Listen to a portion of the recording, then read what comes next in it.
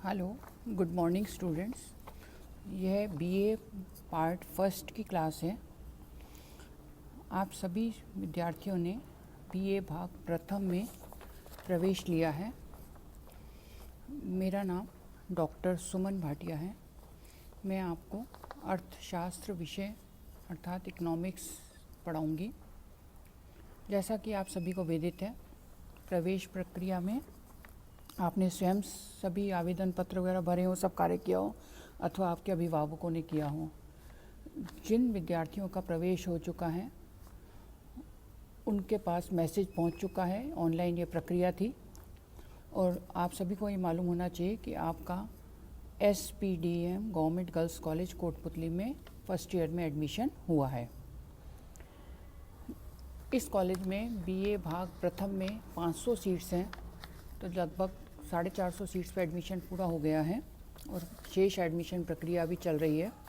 जिन विद्यार्थियों का एडमिशन हो चुका है उन्होंने जो ऑप्शनल सब्जेक्ट लिए थे, जो 3 वैकल्पिक विषयों का चयन किया था, उनके आधार पर सेक्शंस में वर्ग में बांट दिया गया है। यहाँ A से लेकर E तक वर्ग हैं। अर्थात A वर्ग में जिन छात्राओं ने पॉलिटिकल साइंस, हिंदी लिटरेचर और इकोनॉमिक्स अर्थात राजनीति विज्ञान, हिंदी साहित्य और अर्थशास्त्र का चयन किया था, उन्हें A सेक्शन में रखा गया है। A सेक्शन में 100 सीटें हैं और 100 विद्यार्थियों का ये सेक्शन अलॉट किया जा चुका है। वैसे इकोनॉमिक्स ज़्यादा स्टूडेंट्स ने लिया था, परंतु मैं ये स्पष्ट कर दूं कि आप लोगों की जो 12th की परसेंटेज थी, परसेंटेज के आधार पर वरीयता क्रम में आपको ये सेक्शन अलॉट किया गया है। इसके पश्चात आपको ये जानकारी होनी चाहिए कि बीए भाग प्रथम में आपको 3 तो ऑप्शनल पढ़ने होते हैं जो आपने चयन किए हैं। इसके अतिरिक्त आपको 4 कंपलसरी पेपर भी पढ़ने होते हैं। प्रत्येक ऑप्शनल पेपर में 2 पेपर होते हैं, फर्स्ट और सेकंड। अब मैं इकोनॉमिक्स की बात करूं तो अर्थशास्त्र विषय में आपको 2 पेपर पढ़ने होंगे। पहले पेपर का नाम है माइक्रो इकोनॉमिक्स व्यष्टि अर्थशास्त्र और दूसरा पेपर है इंडियन इकोनॉमिक्स भारतीय अर्थव्यवस्था। जिन छात्राओं के पास 11th और 12th में इकोनॉमिक्स थी वह थोड़ा बहुत माइक्रो और मैक्रो व्यष्टि और समष्टि अर्थशास्त्र से परिचित है। यह अर्थशास्त्र के 2 बेसिक शाखाएं हैं। सबसे प्रमुख पेपर हैं, चाहे आप BA करें, MA करें, दुनिया के किसी भी भाग में इकोनॉमिक्स पढ़ें, आपको माइक्रो और मैक्रो पढ़नी होती है। माइक्रो से तात्पर्य है कि जब हम एक व्यक्तिगत इकाई अर्थात एक उपभोक्ता, एक उत्पादक, एक बाजार, एक फर्म, एक साधन से संबंधित नियमों का अध्ययन करते हैं तो वो माइक्रो इकोनॉमिक्स होती है। और जब कभी हम एक राष्ट्र के जो पैरामीटर्स होते हैं, समग्र आय, समग्र व्यय, समग्र बचत, समग्र मांग और पूर्ति, उनके सिद्धांतों का और मॉडल्स का अध्ययन करते हैं तो वो मैक्रो इकोनॉमिक्स होती है। जब आप फर्स्ट ईयर पास करके सेकेंड ईयर में चले जाएंगे तब आपका सेकेंड ईयर में फर्स्ट पेपर मैक्रो इकोनॉमिक्स होगा। अभी आप ध्यान दें कि आपको पहला पेपर व्यष्टि अर्थशास्त्री पढ़ना है। दूसरा पेपर जो बहुत ही पॉपुलर है, हमारे बहुत काम आता है, वह है भारतीय अर्थव्यवस्था इंडियन इकोनॉमिक्स। बीए के अलावा आप उसके पश्चात जितने भी कॉम्पिटिटिव एग्ज़ाम्स देंगे उन सब में इंडियन इकोनॉमी और राजस्थान इकोनॉमी इस सब से संबंधित क्वेश्चन पूछे जाते हैं। अब व्यष्टि अर्थशास्त्र की बात करें तो आपको व्यष्टि अर्थशास्त्र, जैसा कि मैंने बताया, बहुत ही पॉपुलर पेपर है। इस पे बहुत सारे लेखकों की किताबें मिलती हैं, परंतु आपको कम से कम एक टेक्स्ट बुक के रूप में किसी एक लेखक की किताब परचेज़ करनी है। व्यष्टि अर्थशास्त्र में जैसे आपके कोर्स के हिसाब से LN नाथुराम का, TR जैन, HL आहूजा की किताब आप बुक स्टोर पर जाके देख सकते हैं। इसके अलावा अनेक लेखकों की पुस्तकें आपको मिल जाएंगी। जब आप कॉलेज आना प्रारंभ कर देंगे, राज्य सरकार के निर्देशानुसार कोविड महामारी का असर कम हो जाएगा, तो आप पुस्तकालय में जाकर भी देख सकते हैं कि व्यष्टि अर्थशास्त्र के नाम से जो भी किताब है उसमें सभी में जो आपका माइक्रो इकोनॉमिक्स के टॉपिक हैं वो कवर होते हैं।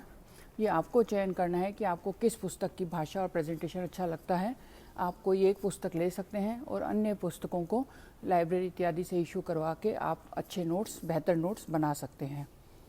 इस स्लाइड में जैसे आपको दिखाया गया है व्यष्टि आर्थिक सिद्धांत, यह BL ओझा और मनोज ओझा की पुस्तक है। नेक्स्ट है व्यष्टि आर्थिक सिद्धांत माइक्रो इकोनॉमिक थ्योरी, यह KL वर्मा की किताब है। इसी प्रकार एक माइक्रो इकोनॉमिक्स की किताब है व्यष्टि अर्थशास्त्र ML झिंगन। तो ये सभी किताबें बहुत अच्छी हैं जो UG और PG का कोर्स भी कवर करती हैं। आप इनमें से किसी एक बेसिक किताब का चयन कर सकते हैं। इसके पश्चात जो सर्वाधिक आपको समझने वाली बात है वो यह है कि आपने अब उच्च शिक्षा में प्रवेश लिया है। हायर एजुकेशन में आप किसी एक पुस्तक से नहीं जोड़ते हैं, किसी एक टेक्स्ट बुक या रेफरेंस बुक से नहीं जोड़ते, बल्कि जैसे जिस कॉलेज में आपने एडमिशन लिया है ये कॉलेज राजस्थान विश्वविद्यालय से संबद्धता रखता है, एफिलेटेड है। तो राजस्थान विश्वविद्यालय प्रत्येक विषय और प्रत्येक पेपर का एक पाठ्यक्रम प्रत्येक वर्ष निर्धारित कर देता है, जैसा कि ये आपके सामने स्लाइड में है। सिलेबस के अंदर पूरे पेपर की योजना लिखी होती है। जैसे इसमें लिखा है ये इकोनॉमिक्स का सिलेबस है BA पार्ट फर्स्ट का।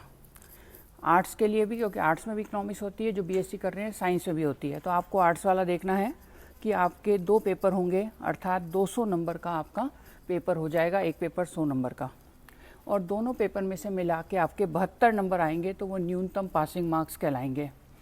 पहला पेपर माइक्रो इकोनॉमिक थ्योरी 3 घंटे का एग्ज़ाम होगा और 100 नंबर का पेपर होगा। दूसरा इंडियन इकोनॉमी, यह भी 3 घंटे का एग्ज़ाम होगा और 100 नंबर का पेपर होगा। इसमें ये आवश्यक निर्देश दिए गए हैं, ये बहुत इंपॉर्टेंट होते हैं। इसमें ये बताया गया है कि आपका जो भी एक पेपर होगा उसके 3 पार्ट होंगे A, B, C। जो A पार्ट है उसके अंदर पहला क्वेश्चन होगा, उसके अंदर 10 अति लघुत्रात्मक प्रश्न पूछे जाएंगे और एक प्रश्न 2 नंबर का होगा, अर्थात एक प्रश्न सही कर दिया तो 2 नंबर मिल जाएंगे, और यह प्रश्न सभी के लिए अनिवार्य है। दूसरा पार्ट B में आपके 4 क्वेश्चन पूछे जाएंगे, वो लघुत्रात्मक होंगे, और एक क्वेश्चन 5 नंबर का होगा तो वो भी 20 नंबर का हो गया। अति लघुत्रात्मक का मतलब है आप एक पैराग्राफ में 100 शब्दों में या 4-5 लाइन में या पॉइंट्स में उसका आंसर दे सकते हैं। यह दोनों ही प्रश्न सभी विद्यार्थियों के लिए अनिवार्य होते हैं, और इन दोनों प्रश्नों को का पेपर में मतलब ये होता है कि एटलीस्ट आपको पूरे सिलेबस को कवर करना है, सभी टॉपिक्स को पढ़ना है, क्योंकि ये अति लघुत्रात्मक और लघुत्रात्मक प्रश्न किसी भी टॉपिक में से आ सकते हैं। इसके पश्चात C सेक्शन स्टार्ट होता है एग्ज़ाम पेपर का, जिसके अंदर आपके इस सिलेबस में आप देखेंगे 3 यूनिट हैं A, B, C। तो तीनों यूनिट में से 2-2 क्वेश्चन लिए जाएंगे और दोनों के बीच में अथवा होगा। तो आप जैसे A सेक्शन में से A यूनिट में से 2 प्रश्न आए हैं, उन दोनों में से कोई भी एक प्रश्न कर सकते हैं। यह निबंधात्मक प्रश्न होता है और 20 नंबर का होता है, अर्थात इसे आपको बहुत विस्तार से लिखना होता है। तो इसमें आपको चॉइस मिल जाती है। तो इस प्रकार 60 नंबर के आपके पास 3 क्वेश्चन आ जाएंगे और पेपर हो गया पूरे 100 नंबर का। इसी प्रकार भारतीय अर्थव्यवस्था में LN नाथुराम का की किताब चलती है, Mishra and Puri, AN Agarwal, Dutt and Sundaram. Indian economics बहुत पॉपुलर है। इसमें बुक लेते समय हमेशा ध्यान रखना होता है कि हमें हमेशा लेटेस्ट किताब लेनी है, ताकि हमारे पास लेटेस्ट आंकड़े आएँ। और किताब लेने के पश्चात भी आपको हमेशा भारतीय अर्थव्यवस्था पढ़ने के लिए अखबारों में जो लेख आलेख आते हैं, न्यूज़ आती है, पत्रिकाएँ होती हैं, TV या आकाशवाणी पे जो अर्थशास्त्र विषय से रिलेटेड जो वार्तालाप या वाद विवाद होते हैं, उनको हमेशा सुनना होगा, ताकि आपकी नॉलेज एकदम अप टू डेट रहे। यह है भारतीय अर्थव्यवस्था की किताब, जिसमें है लक्ष्मी नारायण नाथुराम का की, और ये भारतीय अर्थव्यवस्था का सिलेबस है। पेपर योजना दोनों की समान होती है।